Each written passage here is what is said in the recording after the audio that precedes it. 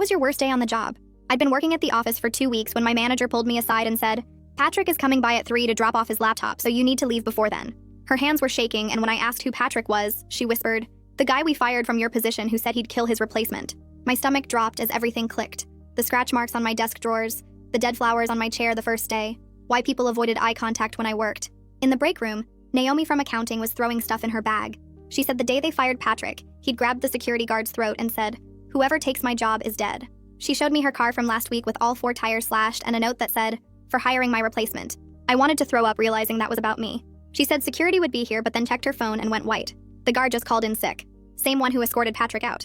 It was noon, 3 hours until he arrived, and people were fleeing. Tom from IT grabbed me, reeking of fierce sweat, and said they'd found a document on Patrick's computer titled Replacement Research, with everyone who'd applied for the job. My photo was circled with notes about my apartment building. They'd also found searches for acids that dissolve bodies, and how to make deaths look accidental, and my legs were shaking so bad I had to sit. By 1 o'clock, the office was emptying, and I was paralyzed by the thought he might be watching the parking lot. My manager came back crying, saying, I shouldn't have hired you for his position, but corporate insisted. My car had been keyed last week with thief, and I realized he'd been watching me in the parking garage while I worked at his desk. 2 o'clock and only 8 people remained. Leo showed me Patrick's social media. My LinkedIn announcement about the new position with a knife stabbed through it, captioned, time to vacate my position. I was shaking as I realized he'd been watching since before I started, planning this every day I'd been here. My keycard was missing from my desk and panic flooded through me. I was trapped. 2:30 and Leo screamed, he just posted again! The photo showed our building's lobby from inside, taken 5 minutes ago, the security desk abandoned. My heart was pounding so hard I thought I'd pass out. Everyone ran for the elevator, but it was jammed with something wedged in the doors. The stairs were no better. Keycard reader smashed to pieces. We were trapped on the 10th floor and I could taste bile in my throat. 2:45 and my phone rang from an unknown number. My hand shook as I answered. Patrick's voice. You're sitting in my chair right now, aren't you? At my desk? Using my keyboard? I looked around wildly, feeling watched, violated, knowing dozens of hidden cameras could be anywhere. He continued, I worked that position 5 years, built those client relationships, and you've had it 2 weeks. Doesn't seem fair. The line went dead and I was crying, terrified, wishing I'd never taken this job. 2:50, and we heard the freight elevator moving, the one nobody used. My whole body shook violently as Claire whispered that Patrick had worked maintenance before our department, knew every way in and out, had copies of every key. People scattered to hide under desks and in supply closets, but I was frozen at his desk, my legs like concrete. Terror had locked every muscle. 2:55 and the lights went out with a loud pop. I bit my hand to keep from screaming as emergency lighting kicked in. 3 o'clock exactly. Footsteps came from the back hallway, slow and deliberate. My heart hammered so loud I was sure he could hear it from across the office. A voice called out, I'm here for my laptop and my job. Only one of those is leaving with me. I was sobbing silently, tears blurring my vision as the footsteps got closer. He said, I know you're at my desk. I can see the heat signature from the camera I installed months ago. Wave to me. The violation of being watched all this time made me want to vomit. I heard him breathing now, harsh and excited, just 1 row away. The security guard tried to stop me downstairs. He's not conscious anymore. Every instinct screamed run, but I was paralyzed with pure terror. Then he stepped around the corner, face twisted with rage, holding a crowbar with something dark and wet on it, my missing keycard in the other hand, and I knew I was going to die at this desk, his desk, and he smiled like he knew it too. Patrick took another step toward me and raised the crowbar high above his head. My body finally broke through the paralysis and I dropped hard to the floor, my knees hitting the carpet with a painful thud. I rolled sideways under the desk just as the crowbar came down and smashed into the computer monitor where my head had been a second ago.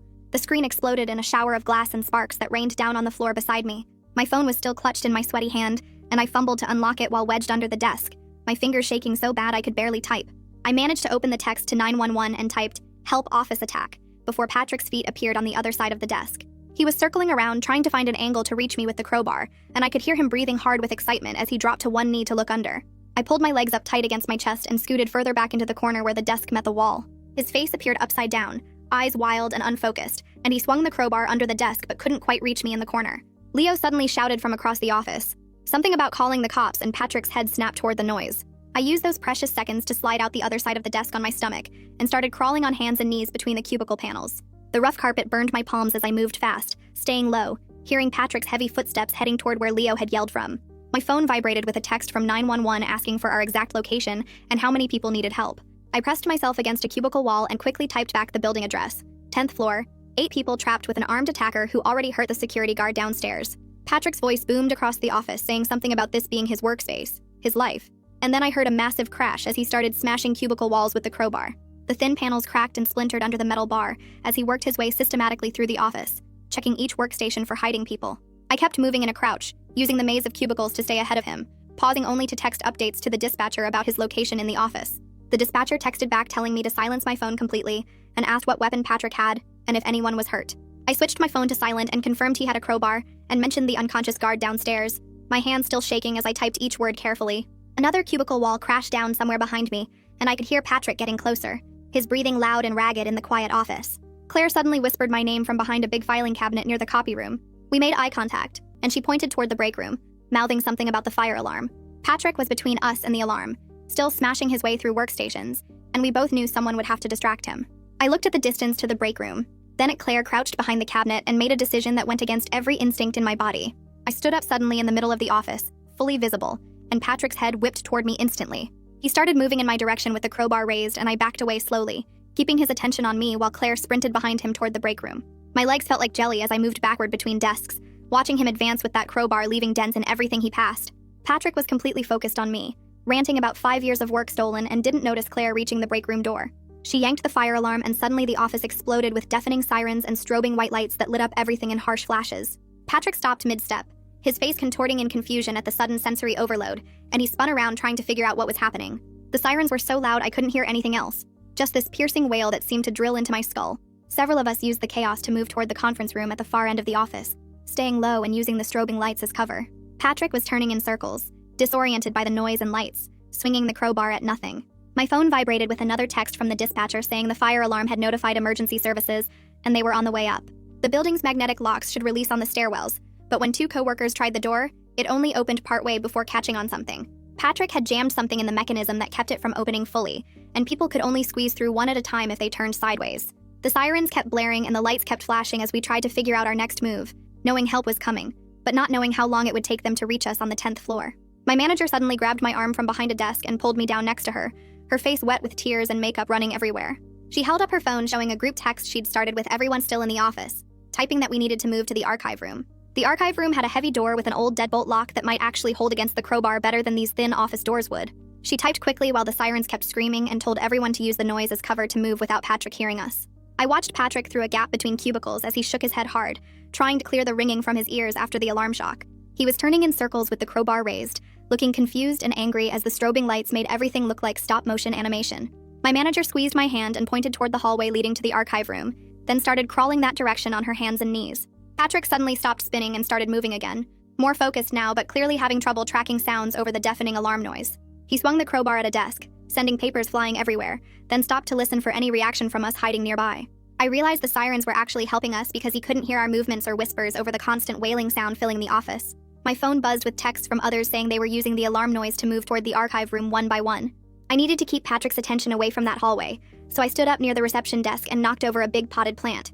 The crash was barely audible over the sirens, but Patrick's head snapped toward me, and he started moving in my direction fast. He was shouting something, but I couldn't hear the words over the alarm, just saw his mouth moving and face getting redder with rage. I backed away slowly, keeping furniture between us while he followed me away from where the others were escaping to safety. His voice finally broke through the noise, screaming about 5 years of building client relationships that I'd stolen in just 2 weeks. The pain in his voice was real, even through the rage, years of work and identity wrapped up in a job that wasn't his anymore. My phone vibrated and I glanced down to see the dispatcher had sent a message saying they'd connected with our building engineer. The engineer was texting instructions about emergency exits on our floor that Patrick might not know about from his maintenance days. There was an old fire escape on the north side that could be accessed through a window if we could get to it safely. 2 coworkers were working on the stairwell door, using a letter opener and scissors to try clearing whatever Patrick had jammed in there. I kept moving backward from Patrick, then suddenly yelled that I understood he was angry about losing his job, even though he couldn't hear me well. Patrick stopped and tilted his head, trying to make out my words over the sirens, giving the others more time to work on escape routes. He started ranting back about being moved to maintenance after some complaints, treated like he was worthless after 5 years of good work. His voice cracked when he said nobody even looked at him anymore, just walked past like he was invisible or furniture. The hurt underneath his anger felt real, but it didn't make what he was doing okay, and I told him that while staying behind desks. He swung the crowbar into a computer monitor, sending glass and plastic everywhere, then kept moving toward me with that wet crowbar raised. Leo suddenly texted everyone that he'd found a computer still logged in near the break room and could make noise remotely. Within seconds, keyboards started clicking and typing sounds came from empty cubicles all around the office in random patterns. Patrick spun around confused, checking cubicles that were making typing noises but finding nobody there, getting more frustrated with each empty desk. The phantom keyboard sounds kept going off in different areas, making him run back and forth checking workstations while we gained time. Claire texted that she and another coworker had gotten the stairwell door partially open, enough to squeeze through sideways one person at a time. The The process was slow because of how narrow the opening was, but at least people could start escaping down the stairs now. I remembered what Patrick said about heat signature cameras and grabbed a jacket from someone's chair, looking up at the ceiling corners. There was a tiny red light in the corner near his old desk that I hadn't noticed before. Definitely not standard office equipment. I threw the jacket up and it caught on the camera mount, covering the lens and hopefully blocking whatever feed Patrick had been watching. More tiny red lights were visible now that I knew what to look for. At least 4 more cameras hidden around the office space. Each one I could cover meant less advantage for Patrick, though I had no idea how many he'd installed over the months. Patrick was getting more frustrated with the phantom typing and empty cubicles, his movements getting wilder and less controlled with a crowbar. He reached into his pocket and pulled out a book of matches, lighting one and dropping it into a trash can full of paper. The papers caught immediately and smoke started rising as he moved to another trash can, lighting more fires as he went. Within seconds, the sprinkler system activated in that section, water spraying down and mixing with the smoke to create even more chaos. The water made the floor slippery and Patrick almost fell, catching himself on a desk while still holding that crowbar in one hand. The combination of sirens, strobing lights, smoke, and water spray turned the office into complete sensory overload that was hard to navigate. My clothes were getting soaked from the sprinklers as I kept moving, trying to stay ahead of Patrick while others escaped through the stairwell. The smoke was getting thicker despite the water, making it harder to breathe and see where Patrick was in the chaos. My phone buzzed with a text from the dispatcher, and I saw the battery was down to 12%. The message said police were entering the building, but they had to clear each floor for safety, which would take time. Patrick suddenly appeared through the smoke near the supply closet where 2 coworkers were trying to hide behind a filing cabinet. I grabbed the nearest fire extinguisher and ran toward them, pulling the pin and spraying white foam directly at Patrick's face from behind. The chemical cloud hit him hard and he stumbled backward, swinging the crowbar blindly while coughing and trying to wipe his eyes. One of the coworkers tried to run past him, but the crowbar caught their arm and tore through their shirt, blood immediately soaking the fabric. We dragged them away from Patrick, who was still rubbing his eyes and cursing, pulling them into the conference room where someone ripped off their shirt to press against the wound. I typed a quick text to the dispatcher about the injury, while others helped apply pressure to stop the bleeding. The dispatcher texted back immediately with instructions to barricade the door with everything we could move. We started stacking tables and chairs against the door while Patrick's footsteps got closer. Then his crowbar slammed into the door, making everyone jump back. The deadbolt was holding, but I could see the door frame starting to crack with each hit. My manager was in the corner having a complete breakdown, sobbing about how she should have seen the warning signs and never hired me for the position. I grabbed her shoulders and told her we needed her help tying door handles together with computer cords to make them harder to open. She nodded and started gathering cords from nearby desks, her hands shaking, but at least she had something to focus on now. Patrick changed tactics and started working on the door hinges with his crowbar, metal scraping against metal as he pried at the pins. We realized we didn't have much time and started wedging more furniture against the door, using our belts to tie the handles together while the frame kept cracking. My phone buzzed with a text from the building engineer who said there was a service shaft behind a panel in the conference room that connected to a mechanical room below. We started looking frantically along the walls while Patrick kept attacking the door, finally finding a panel near the corner that looked different from the others. Half the group wanted everyone to try the shaft, but I said we should split up because someone needed to keep Patrick focused here while others escaped. After a quick argument, we agreed, even though splitting up felt dangerous, but staying together wasn't working either. I told them I'd stay and keep Patrick talking through the door while putting my phone on speaker, so the dispatcher could hear everything. 2 coworkers started quietly removing the panel screws while I moved closer to the door and said his name to get his attention. Patrick stopped hitting the door and demanded to know why I took his job, his voice full of rage but something else too.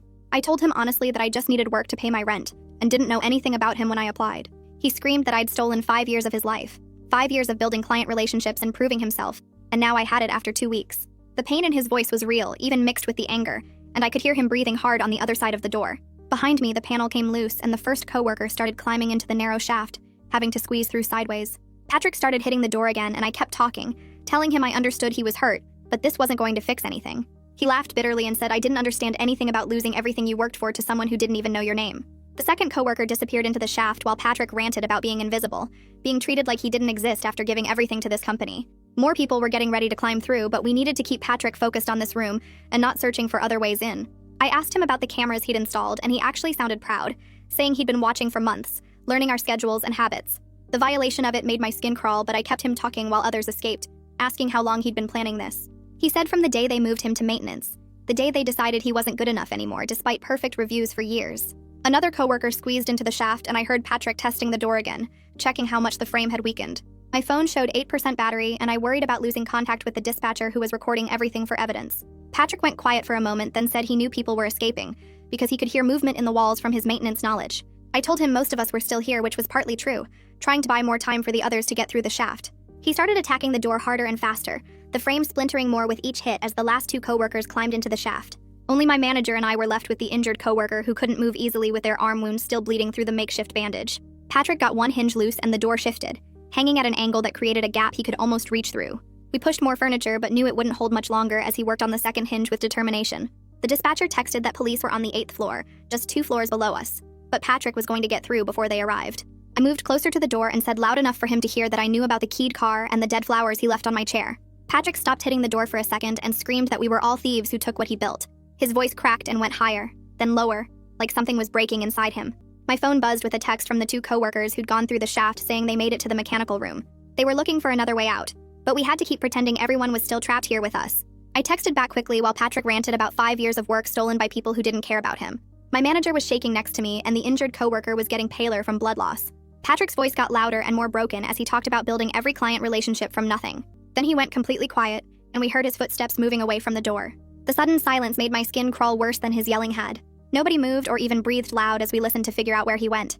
The emergency lights kept flickering and making shadows jump on the walls. My phone showed 6% battery, and I turned the brightness all the way down to save power. Minutes passed with no sound from Patrick, and the waiting was making everyone more scared. The injured coworker started moaning softly, and my manager pressed her hand over his mouth to keep him quiet. Then we smelled smoke and saw it starting to creep under the door in thin gray wisps. Patrick had set something on fire in the hallway, and the smoke was getting thicker fast. The sprinklers turned on outside with a loud hissing sound, but smoke kept coming in. The dispatcher texted to stay low and use wet clothing to block the gap under the door. We grabbed jackets and shirts, ran them under the water cooler, and stuffed them against the door bottom. The smoke was already making my eyes burn and throat feel raw. Outside, we heard sirens getting louder, and my phone buzzed with the dispatcher confirming fire trucks were arriving. Police units were also coming, but she warned it would take several minutes for them to reach our floor safely. The smoke was building up near the ceiling, and we all got down on our hands and knees where the air was clearer. My manager was crying and holding the injured coworker's hand while trying to keep pressure on his wound. The wet clothes helped, but smoke still leaked through and made breathing harder. Then we heard footsteps coming back and the sound of metal on metal. Patrick had found bolt cutters somewhere and was cutting through the chains we'd wrapped around the door handles. The snapping sounds as each link broke made my stomach twist. I texted the dispatcher what was happening while trying not to cough from the smoke. Patrick was working fast, and we could see the chains getting looser through the door gap. We pushed more furniture but knew it wouldn't matter once he got the chains off. My hands were shaking as I held my phone up and started recording video. If something bad happened to us, there needed to be proof of what Patrick did. The phone picked up his heavy breathing and the sound of chains falling to the floor. He started using the crowbar on the door again and yelled that he was taking back what was his.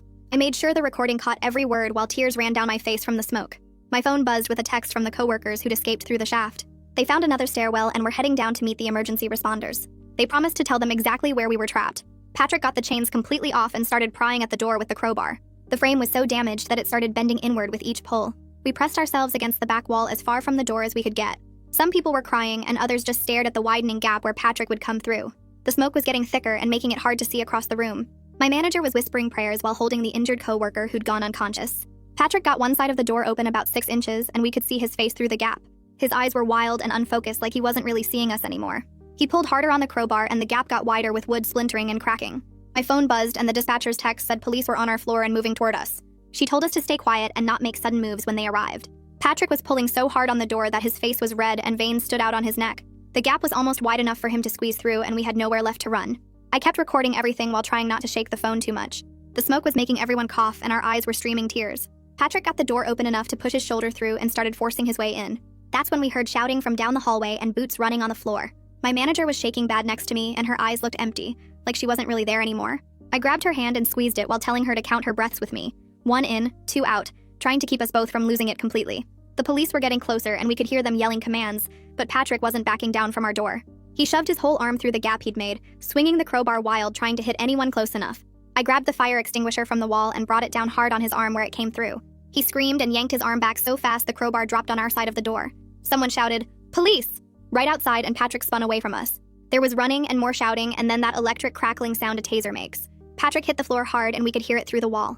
The police were all over him in seconds. One officer on each arm while another secured the crowbar. They had him in cuffs fast while he was still twitching from the taser. We stayed frozen against the back wall until an officer pulled our barricade away and opened what was left of our door. He said we were safe now, but nobody moved for a few seconds. Like we couldn't believe it was real. The paramedics came in right after and went straight to the coworker who'd been hit earlier. His arm was still bleeding through the shirt we'd wrapped around it, and they started working on him while checking the rest of us. One paramedic told us the security guard downstairs was awake, but had a bad concussion, and they were taking him to the hospital first. They loaded him on a stretcher while another paramedic checked my throat for smoke damage. A detective showed up while I was still shaking from everything, and started asking questions about what happened. I handed him my phone with all the recordings and texts from the whole thing, explaining how it started at noon when my manager warned me about Patrick coming at 3. He scrolled through everything while taking notes and asking me to clarify times and details. My manager kept apologizing over and over, saying she should have done more, should have shut the office down when she found out Patrick was coming. The HR people showed up with their tablets and papers, talking about counseling services and paid leave, while also asking lots of questions about who knew what and when. You could tell they were worried about getting sued because they kept asking about documentation and whether proper procedures were followed. That night, I couldn't sleep at all. Just kept seeing Patrick's face through that door gap. The next morning, a victim advocate called and asked to meet with me at the courthouse. She explained that Patrick was charged with attempted murder, plus a bunch of other stuff like assault, making threats and false imprisonment. She said I'd have to testify at the trial and walked me through what that would mean, how long it might take, what questions they'd ask. She gave me a folder full of papers about victim rights and support services. I started therapy that same week because the panic attacks were hitting me randomly, like in the grocery store or just sitting at home. The therapist taught me this thing where you name 5 things you can see, 4 you can hear, 3 you can touch, 2 you can smell, and 1 you can taste to ground yourself when the panic starts. She said my reactions were totally normal for what happened and gave me exercises to do when I felt triggered. We worked on breathing techniques and she explained how trauma affects your brain and body. The company went crazy with security changes after that. Within 2 weeks, they had new cameras everywhere. Not the hidden ones like Patrick's, but real security cameras with signs posted. They hired 3 full-time guards instead of just 1 and put in panic buttons at every desk. The stairwell doors got new locks that couldn't be jammed and they installed a whole new alarm system. They brought in some expert to do a threat assessment and started making everyone take training on recognizing warning signs. The expert said there had been red flags with Patrick for months that nobody reported properly. They changed the rules so that fired employees had to turn in all their stuff immediately and couldn't come back to the building for any reason. Building access got stricter too, with everyone having to badge in and out and visitors needing approval in advance.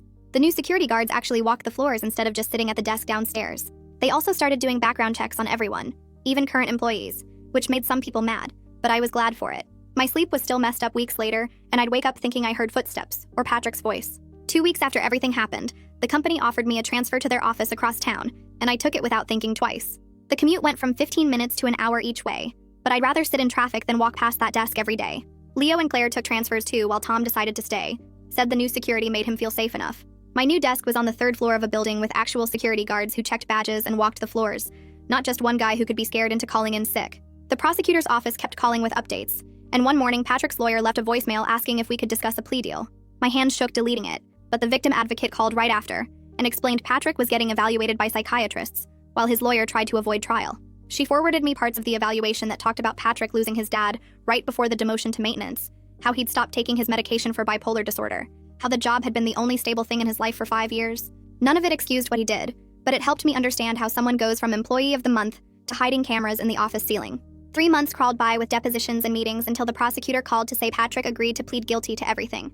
8 years in prison with mandatory mental health treatment and a permanent restraining order that meant he could never contact any of us again. I actually slept through the night for the first time after hearing that. No more waking up at 3 in the morning thinking I heard footsteps. My old manager started sending me emails about all the changes she was making, new background check requirements and threat assessment protocols, and actually following through on the security promises this time. She'd attach photos of the new panic buttons and emergency procedures posted everywhere, trying to show she learned from what happened.